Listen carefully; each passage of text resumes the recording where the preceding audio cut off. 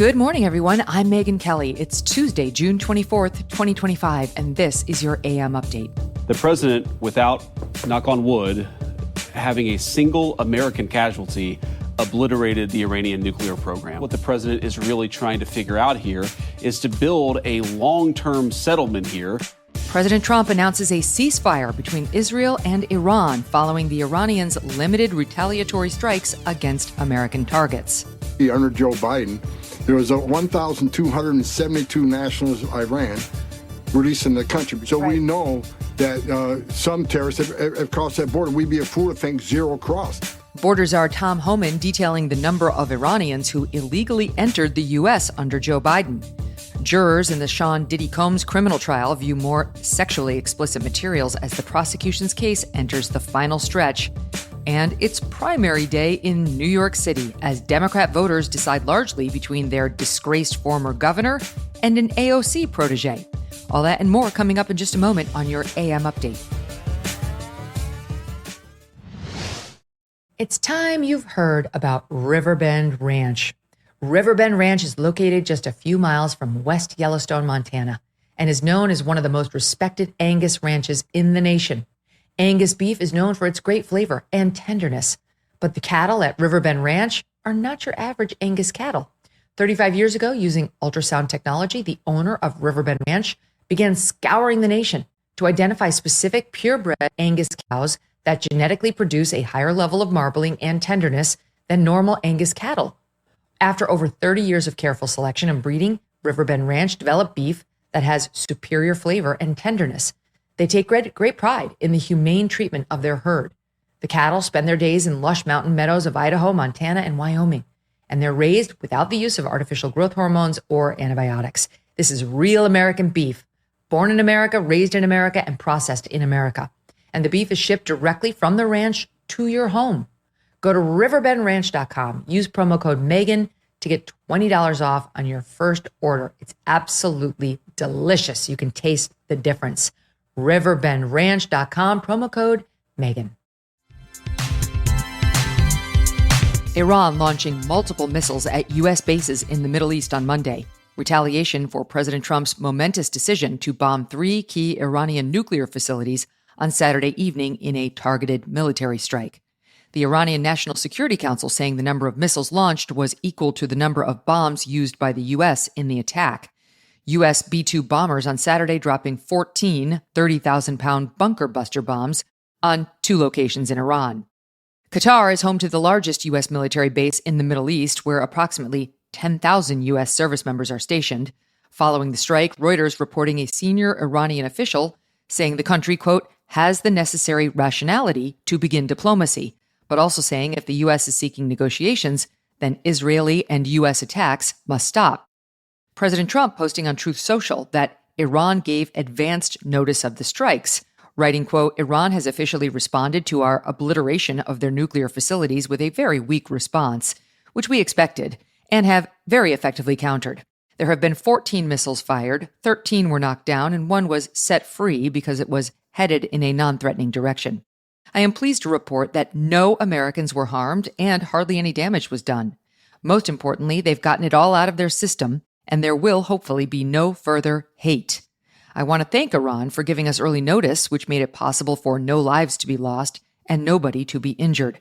Perhaps Iran can now proceed to peace and harmony in the region, and I will enthusiastically encourage Israel to do the same. President Trump following up in another post, quote, congratulations, world, it's time for peace. Hours later, President Trump posting to Truth Social, quote, it has been fully agreed by and between Israel and Iran that there will be a complete and total ceasefire. An official end to the 12-day war will be saluted by the world on the assumption that everything works as it should, which it will. I would like to congratulate both countries, Israel and Iran, on having the stamina, courage, and intelligence to end what should be called the 12-day war. Vice President J.D. Vance reacting on Fox moments after the president's announcement. First of all, the president, without, knock on wood, having a single American casualty, obliterated the Iranian nuclear program. We are now in a place where we weren't a week ago. A week ago, Iran was very close to having a nuclear weapon. Now, Iran is incapable of building a nuclear weapon with the equipment they have because we destroyed it. While we have obliterated the Iranian nuclear program, our hope and our expectation is that they're not going to try to rebuild that program. And I think that's what the president is really trying to figure out here, is to build a long-term settlement here to where we can have peace in the region, where our regional allies and, of course, the American people, most importantly, can be secured, but where we can ensure that the destruction of the Iranian nuclear program that has already happened is not something they try to rebuild. A senior Iranian official later confirmed to Reuters that the Islamic Republic has agreed to a ceasefire proposal. In recent years, the Iranian regime facing rising discontent among its people. In 2022, a widespread revolt sparked when a young woman was beaten to death for violating the mandatory hijab law. The protests lasting months but eventually fading following a major crackdown. As recently as May, protests erupting in response to rising prices and poor economic conditions.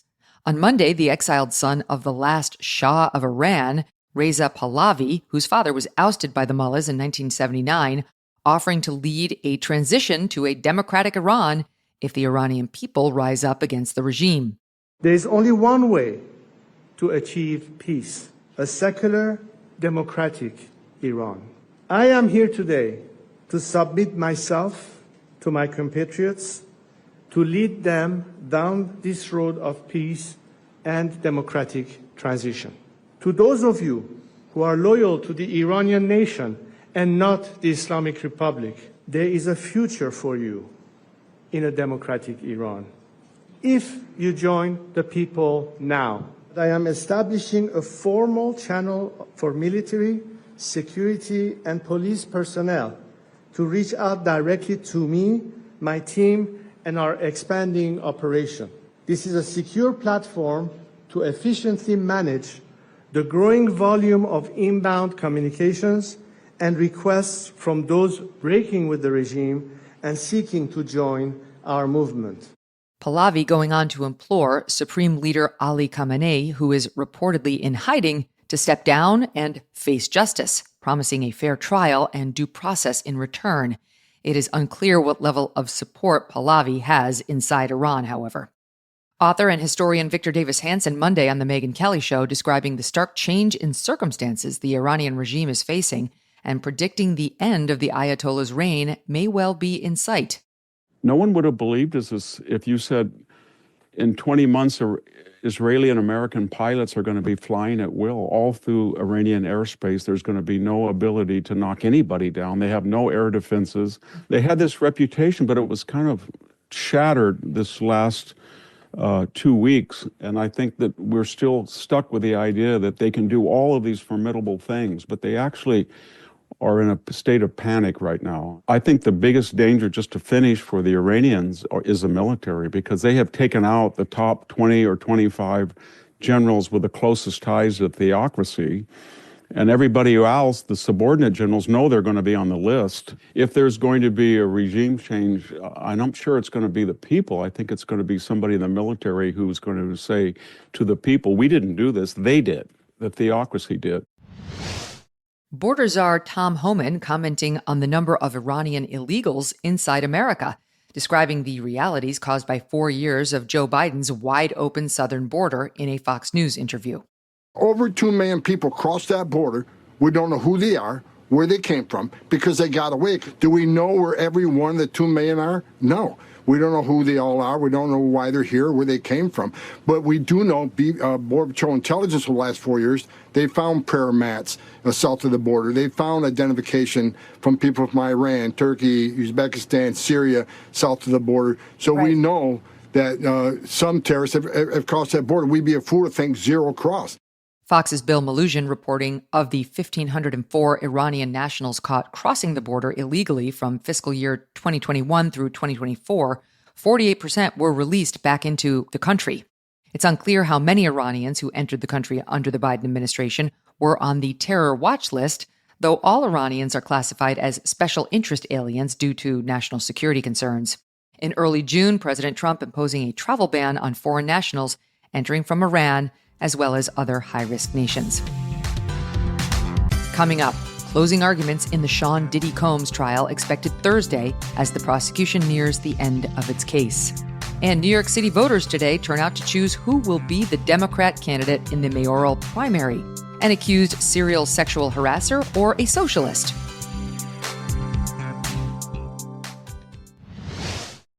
If you've ever tried to sleep through a summer heat wave, you know the struggle. You flip the pillow over, you toss the covers, you're sweating through the night. It's unpleasant.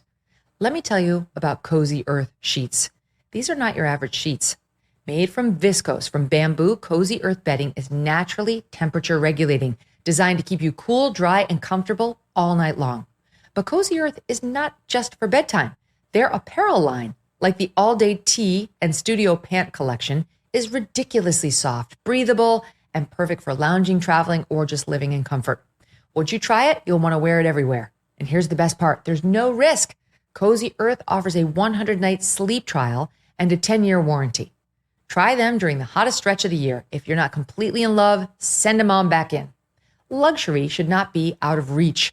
Go to CozyEarth.com, use my code Megyn for up to 40% off best-selling temperature-regulating sheets, apparel, and more.